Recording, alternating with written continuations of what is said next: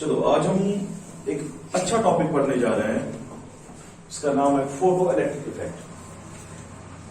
Photo electric effect, photo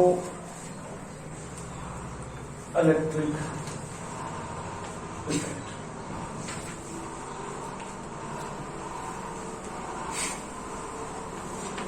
ठीक है, तो थोड़ा सा ध्यान लगाएंगे क्योंकि काफी मजेदार टॉपिक है।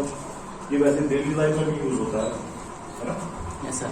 You have solar panels in your Holmes.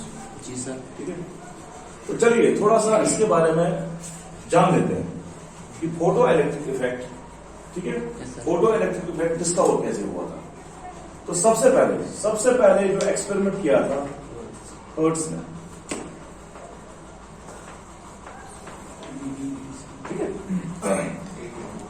तो हर्ट्ज फोटो इलेक्ट्रिक इफेक्ट के बारे में एक्सपेरिमेंट नहीं कर रहा, he was trying to prove the theory of Maxwell. यानी कि हर्ट्ज का क्या एक्सपेरिमेंट था, ठीक है। What was his experiment? His experiment was to prove the theory of Maxwell. His experiment was to prove electromagnetic wave theory.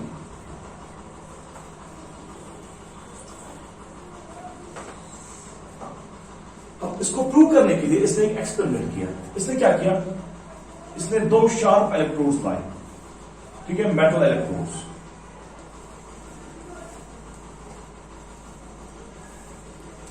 ऐसे, और इनके बीच में इसने एक छोटा सा गैप रखा, ठीक है। एक्चुअली इसका एक्सपेरिमेंट क्या था? He was trying to produce an electromagnetic wave from the oscillating electric field. ताकि यानी कि इस सर्किट में वो अप्लाई करने वाला था oscillating electric field.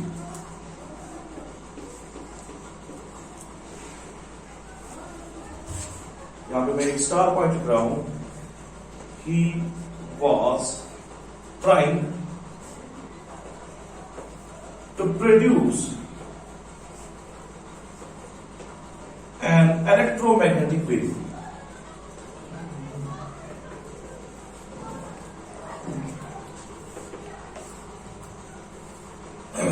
from oscillating circuit by using oscillating circuit। अब इसने गैप किस लिए रखा था? समझने वाली बात है। ये गैप किस लिए रखा था? इसने सोचा जब मैं इलेक्ट्रिक फील्ड अप्लाई करूंगा तो यहाँ पे एक स्पार्क प्रोड्यूस होगी which will contain N electromagnetic wave, ठीक है। लेकिन हुआ क्या? अब हर्ट्ज ने क्या किया? हर्ट्ज ने जब ये एक्सपेरिमेंट शुरू किया से स्पार्क उठ गई, स्पार्क प्रोड्यूस हो गई। अब हर्ट्ज के दिमाग में ये आया, चलो मैं एक काम करता हूं, मैं ये एक्सपेरिमेंटल सेटअप कहां देखता हूं? डार्क में। कहां देखता हूं? डार्क में, ताकि डार्क में मुझे और अच्छा स्पार्क दिखे, और अच्छा स्पार्क दिखे। जब वो डार्क में गया, when the experiment was carried out, when the experiment was carried out in वो जाना पहले इसने कहां किया? पहले इसने लाइट में किया, इन ऑफ लाइट इसने स्पार्क दिखी, ठीक है, और ये स्पार्क दिखी, ठीक है। और यहां से वेव भी निकल सकती है क्योंकि ये प्रूव करने की कोशिश कर रहा था, इलेक्ट्रोमैग्नेटिक वेव प्रोड्यूस करना, ताकि ये मैक्सवेल की थ्योरी को प्रूव कर सके, ठीक है। सबको समझ आ रहा है? चलिए, अब जब इसने डार्क में एक्सपेरिमेंट किया, he found that the length, अच्छी तरह ध्यान रखना, the length of spark decreased, the length of spark decreased. अच्छा, इससे तुम लोगों को क्या पता चल रहा है? शाबाश। जब इसने लाइट में एक्सपेरिमेंट किया तो स्पार्क इतनी आपको उड़ गई, जब इसने डार्क में किया तो स्पार्क इतनी सी हो गई। एग्जैक्टली, इसको पता चल गया कि लाइट की वजह से कुछ चेंज हो गया है। Yes sir. ठीक है, तो लाइट की वजह से बाद में पता चला कि जब इस मेटल सरफेस पे लाइट पड़ती है तो इससे इलेक्ट्रॉन्स इजेक्ट होते हैं, इससे इलेक्ट्रॉन्स इजेक्ट होते हैं, यानी कि electrons are ejected from the metal surface.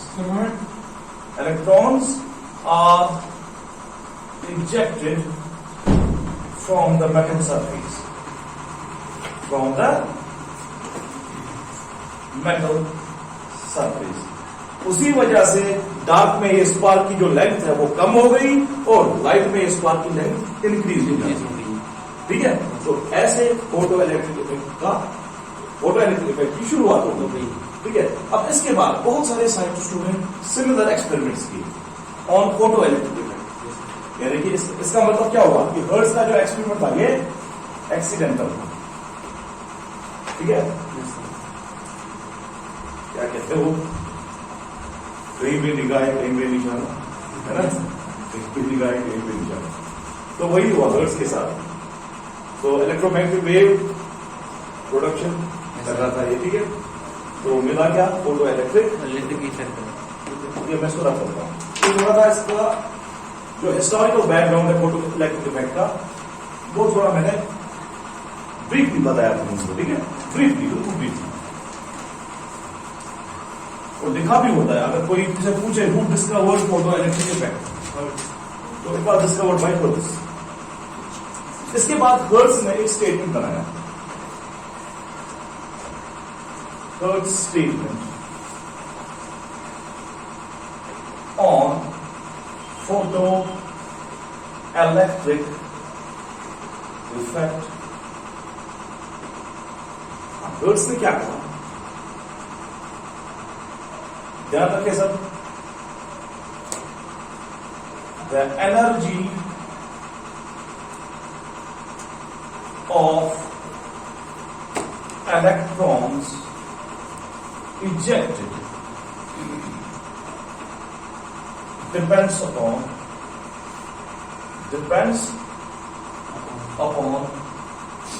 intensity of light. Intensity of light. Intensity of यानी कि इंटेंसिटी मतलब जितनी लाइट ब्राइटर हो उतने ज्यादा इलेक्ट्रॉन्स बाहर निकल के आ जाएंगे और उतनी ही ज्यादा एनर्जी इलेक्ट्रॉन्स को मिल जाएगी। ठीक है, यानी कि इसका कहने का मतलब ये था, जब कोई इलेक्ट्रॉन निकल जाता है जितनी इंटेंसिटी ज्यादा होगी उतनी उस इलेक्ट्रॉन की काइनेटिक एनर्जी भी ज्यादा होगी। I hope you are understanding my concept. ठीक है, सबको अंडरस्टैंड हो रहा है ना? चलिए, ये तो था हर्ट्ज का स्टेटमेंट। अब इसके बाद आ गए थॉमसन बाइसन, जे थॉमसन।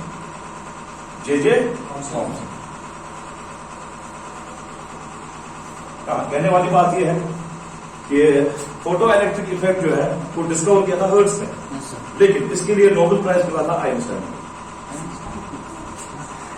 है ना? पूछो कैसे? क्योंकि आइंस्टाइन ने इसके लिए एक इक्वेशन बनाई, उसको हम कहते हैं फोटो इलेक्ट्रिक इक्वेशन, और उसने उसको एक्सप्लेन किया था on the basis of Planck's quantum theory. वो हम आगे जाके देखेंगे। ठीक है, फिलहाल जे थॉमसन का देखते हैं। जे थॉमसन ने भी सेम एक्सपेरिमेंट किया and he prove that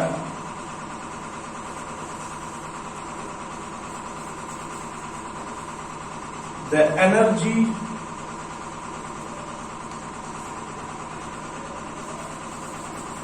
the ejection of electrons depends on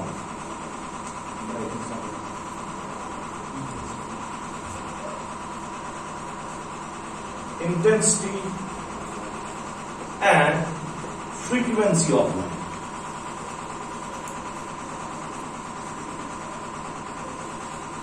ठीक है, तो एक और स्टेटमेंट। ठीक है, पहला स्टेटमेंट क्या था, जो इलेक्ट्रॉन रिजेक्ट होते हैं ये डिपेंड करता है इंटेंसिटी ऑफ लाइट, चाहे इलेक्ट्रॉन की काइनेटिक एनर्जी कम हो या ज्यादा हो, सारा डिपेंड करेगा किस पे, इंटेंसिटी ऑफ द लाइट पे।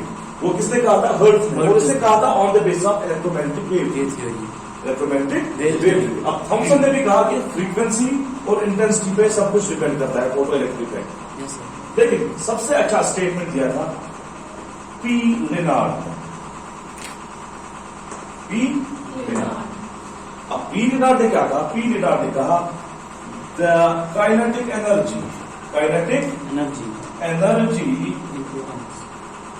Of the ejected electron is proportional यानी कि directly proportional to the frequency of the radiation. To the frequency. यानी कि इंटेंसिटी का कंसेप्ट इसने गलत प्रूव किया, ठीक है? Yes, sir. He proved Hertz wrong. इसने ये कहा कि ये डिपेंड करता है फ्रीक्वेंसी ऑफ द रेडिएशन पे, ठीक है? And it does not depend on the intensity of the radiation. इसके बाद पूरा रिसर्च करके कुछ साइंटिस्टों ने मिलकर इस पे काम किया. उसके बाद कुछ लॉज बने, और उन लॉज को हम कहते हैं laws of photo electric emission. I hope you are understanding my point. Laws of photo electric emission. तो ये था थोड़ा सा हिस्ट्री के बारे में. आई होप ये समझ में आ गया, ठीक है? सबसे पहला एक्सपेरिमेंट किसने किया था? हर्ट्ज ने, ठीक है? हर्ट्ज ने क्या प्रूव किया? प्रूव किया कि kinetic energy of the electron depends on the intensity of the light, ठीक है? उसके बाद जे थॉमसन ने सेम स्टेटमेंट दिया, थोड़ा सा डिफरेंट उसका फ्रीक्वेंसी को फॉलो किया. उसके बाद फिलिप लिनार्ड ने अच्छी तरह प्रूव किया कि kinetic energy of the ejected electron depends on the frequency of the radiation. चलिए आगे चलते हैं, ठीक है? मैं आप करूं? Yes, sir. ओके.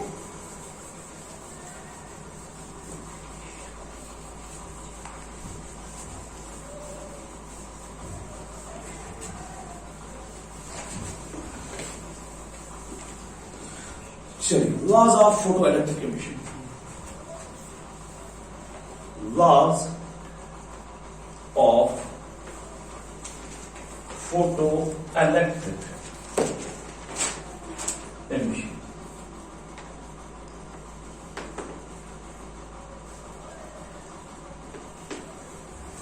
ठीक है? Number first law is, अगर हम किसी मेटल की बात करें, ठीक है?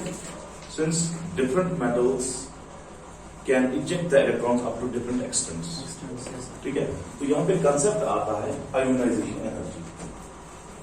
Ionisation energy.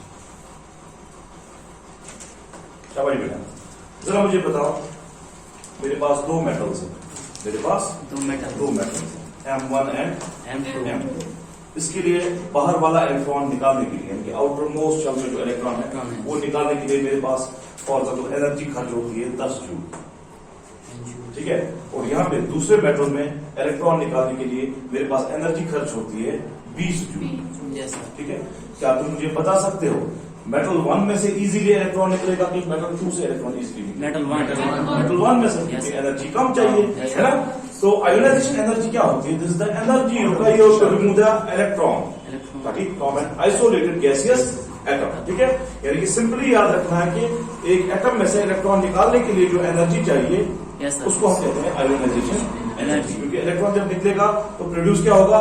एक आयन, जिसको हम कैटायन कहते हैं. Yes, sir. ठीक है? तो ये मैं रब कर रहा हूं, एक स्टेटमेंट लिख रहा हूं. The metals with less kinetic energy, sorry, it was not kinetic energy, Yes, sir. with less ionization energy, ionization energy will produce or will eject electrons more easily. More easily.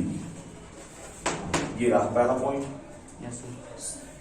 चलिए, ये सबको समझ में आ गया? Yes, sir. सबको समझ में आ गया? Number second is very important. Very important. तो चलिए, the electron can only be ejected, ठीक है, if the frequency of the radiation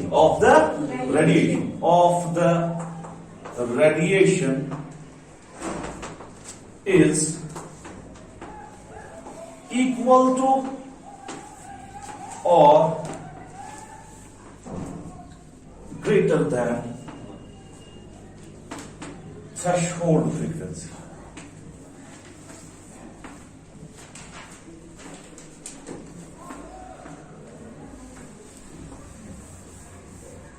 ठीक है, जिसको हम डिनोट करते हैं म्यू जीरो से, ठीक है, म्यू जीरो, ठीक है। तो थ्रेशोल्ड फ्रीक्वेंसी क्या होती है? What does threshold frequency mean? What does threshold frequency mean? चलिए इसको थोड़ा सा एक्सप्लेन करते हैं। थ्रेशोल्ड लेवल क्या है? फॉर एग्जाम्पल चलिए, तुमने 10th का बोर्ड एग्जाम दे दिया, तुमने 10th का बोर्ड एग्जाम दे दिया, तुम लोग पास भी हो गए उसमें। Yes, sir. और पास होने के लिए तुमको चाहिए 33%, ठीक है। Yes, sir. तो ये रहा, तुम अभी 10th में हो, 11th में। अगर तुमने 32% लाए, you cannot go in the 11th class. Yes, sir.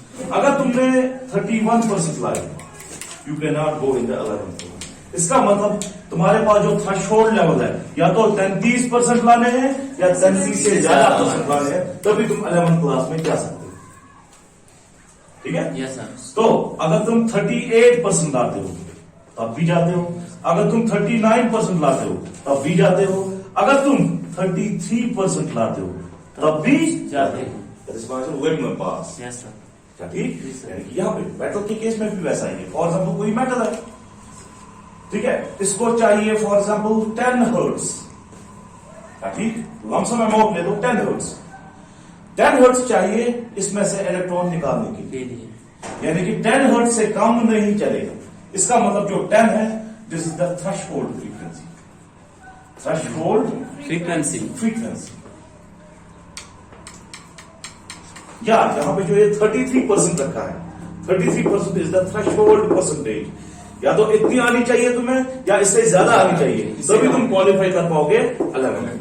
ऐसे ही अगर हमारे पास अब रेडिएशन है, उसके पास फ्रीक्वेंसी है 8 हर्ट्ज की, क्या वो इलेक्ट्रॉन को इजेक्ट कर पाएगी? नहीं कर पाएगी। उसके पास 9 हर्ट्ज होंगी, क्या वो कर पाएगी? नहीं कर पाएगी। उसके पास या तो 10 होना चाहिए या तो 10 से ज्यादा, 11, 12, whatever it is. Yes, sir. ठीक है, that's the meaning of this statement. The electron can only be ejected if the frequency of the radiation is equal or greater than threshold frequency.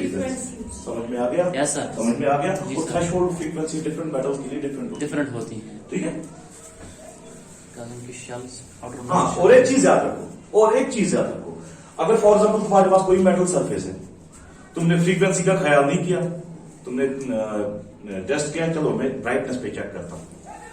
अगर तुम दिन भर इंटेंसिटी इंक्रीज करते रहोगे, threshold frequency के बराबर फ्रीक्वेंसी नहीं दोगे, तो कभी इलेक्ट्रॉन बाहर नहीं निकलेगा, क्योंकि ejection of electron depends on the frequency of the radiation and it should be equal to और ग्रेटर देन थ्रेशोल्ड फ्रीक्वेंसी। सबको समझ में आ रहा है? Yes, sir. सबको समझ में आ रहा है? Yes, sir. चलिए नंबर 3। अब काइनेटिक एनर्जी की बात करते हैं, क्योंकि जब फॉर एग्जाम्पल ये मेरे हाथ में बैट है, ठीक है, ये बॉल है, मैंने इसको ऐसे घुमाया, ठीक है, यानी कि मैंने बॉल को एक काइनेटिक एनर्जी दी। अब जब मेटल सरफेस से इलेक्ट्रॉन निकल रहा है, ठीक है, उसको एक काइनेटिक एनर्जी मिल रही है। वो काइनेटिक एनर्जी किस पे डिपेंड करेगी? हर्ट्ज ने तो कहा था किस पे? इंटेंसिटी। लेकिन फिर लेनार्ड ने प्रूव किया किस पे करती है? Frequency of the radiation. ठीक है, the kinetic energy of the ejected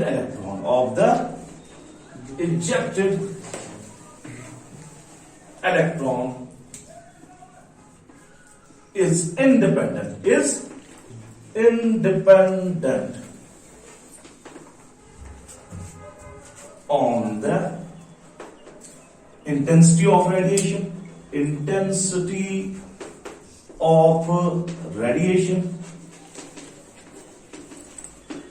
but it depends on the frequency of radiation.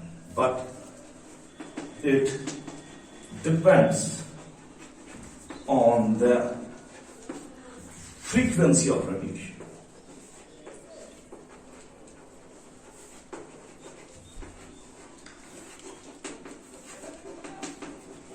ठीक है, जितनी फ्रीक्वेंसी रेडिएशन की ज्यादा होगी, क्या ठीक? Yes, sir. For example threshold level अगर 10 हर्ट्ज है, मैंने 50 हर्ट्ज दे दी, तो इलेक्ट्रॉन की काइनेटिक एनर्जी काफी हाई होगी। हाई होगी। ठीक है, अगर मैंने 40 हर्ट्ज दे दी तो इससे तो इलेक्ट्रॉन की काइनेटिक एनर्जी कम होगी। इस केस से मैंने 12 हर्ट्ज दे दी, एनर्जी होगी लेकिन थोड़ी सी कम, यानी कि kinetic energy of the electron depends on the frequency of the radiation. Number fourth is the number of electrons eject. ठीक है, अगर तुम्हारे पास प्रॉपर फ्रीक्वेंसी की रेडिएशन है, प्रॉपर फ्रीक्वेंसी मींस अगर उसके पास फ्रीक्वेंसी इक्वल और ग्रेटर देन थ्रेशोल्ड लेवल है, तो उसकी अगर इंटेंसिटी ज्यादा है तो इलेक्ट्रॉन्स भी ज्यादा निकलेंगे। Yes, इसका मतलब ये हुआ the number of electrons ejected depends on the intensity. Yes, sir. The number of electrons ejected increases with increase in the intensity, increase in the intensity। लेकिन कंडीशन यही है, if the radiation has frequency equal to or greater than mu0। ठीक है, so these are called the laws of photoelectric emission। I hope कि सबको समझ में आ गया। ठीक है, क्या अब तुम फोटो इलेक्ट्रिक इफेक्ट को डिफाइन कर सकते हो? Yes, sir. Can you define the photo electric effect now? शाबाश, anyone? The kinetic energy ejected in the electron is simply define the photo electric effect. अब मैंने इतना कुछ बोल दिया फोटो इलेक्ट्रिक इफेक्ट के बारे में। Yes, sir. ठीक है, अब अल्टीमेटली दो लाइंस में हम फोटो इलेक्ट्रिक इफेक्ट को कैसे डिफाइन कर सकते हैं? हमें ये भी पता चल गया कि frequency of radiation should be equal to और ग्रेटर देन थ्रेशोल्ड लेवल। ठीक है, तो हम सिंपली कह सकते हैं photo electric effect is defined as the ejection of electrons when a radiation of certain frequency falls on the metal surface। Yes, sir. The phenomena is called photoelectric Effect। effect। तो चलिए definition डाल दीजिए अपनी books में या rough copies में।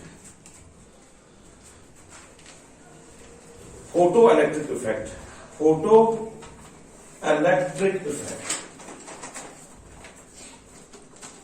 is defined as the ejection of electrons when a radiation of certain frequency, वो तो तुम्हें पता है कौन सी फ्रीक्वेंसी होनी चाहिए, Yes, certain frequency falls on the surface of metal, sir. surface। ठीक है, और याद रखो यूजुअली बुक्स लिखती है the electrons ejected are called photo electrons, लेकिन वो फोटो इलेक्ट्रॉन्स कोई नए इलेक्ट्रॉन्स नहीं होते, वो वही जो थॉमसन ने डिस्कवर किए थे। तो the ejected electrons are called photo electrons, the ejected electrons are called